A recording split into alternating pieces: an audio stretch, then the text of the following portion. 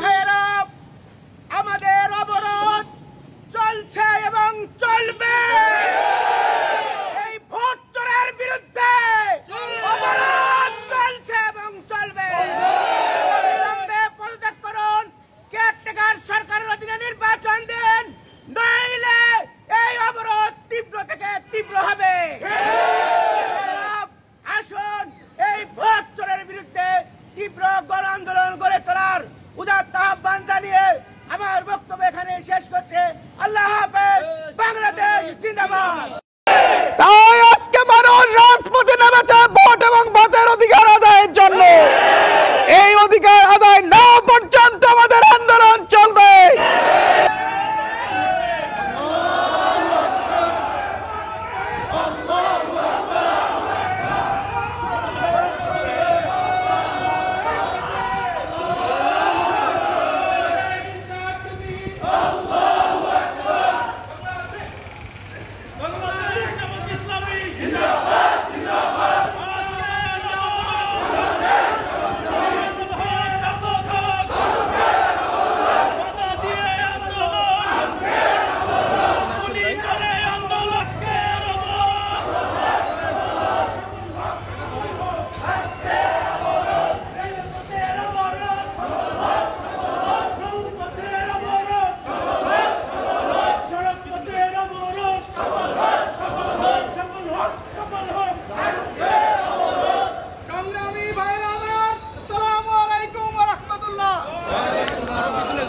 আপনারা জানেন বর্তমান সরকার মানুষের ভোট এবং ভোটের অধিকার ক্ষুণ্ণ করেছে। 2014 সালে বিনা ভোটে নির্বাচিত হয়েছে, মানুষ ভোট দিতে পারে নাই। 2018 সালে দিনের ভোট রাতে হয়েছে, মানুষ ভোট দিতে পারে নাই। তাই আজকে মানুষ রাজপথে নেমেছে ভোট এবং ভোটের অধিকার আদায়ের জন্য। এই অধিকার আদায় না পর্যন্ত আমাদের আন্দোলন চলবে। সম্মানিত ভাইয়েরা আমার, সরকার আবারও যে কোনো ভাবে একটি ইলেকশন দেওয়ার পায়তারা করছে। কোনোভাবে বাংলাদেশে আর 18 সালের নির্বাচন 14 সালের নির্বাচন হতে দেওয়া হবে না। কেয়ারটেকার সরকারের অধীনে নির্বাচন দিতে হবে। আমাদের শীর্ষ নেতৃবৃন্দকে মুক্তি দিতে হবে। আমাদের আমিরে জামাত ডাক্তার শফিকুর রহমানকে মুক্তি দিতে হবে। আজকের অবরোধ ভোট এবং ভোটের অধিকার আন্দোলন।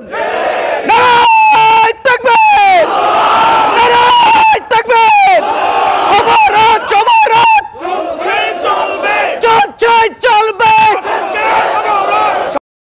সরকারকে একতরফা নির্বাচন করতে দেব না। এই সরকারের পতনের যে লক্ষণ, পৃথিবীতে যত স্বৈরাচার আছে তাদের পতনের যে লক্ষণ, তাই সরকারের মধ্যে দেখা দিয়েছে। বাংলাদেশ জামাত ইসলামীকে নিবন্ধন বাতিল সহ কার্যক্রম নিষিদ্ধ করার ষড়যন্ত্র হচ্ছে। আমরা ঘোষণা করতে চাই, আগুন নিয়ে খেলা করবেন না। আগুন আপনাকে পুড়িয়ে ছারখার করে দেবে। আগামী দিনে আজকে আমরা ঘোষণা করতে চাই, আমিরে জামাতকে মুক্তি দিতে হবে, সরকারের অধীনে নির্বাচন দিতে হবে।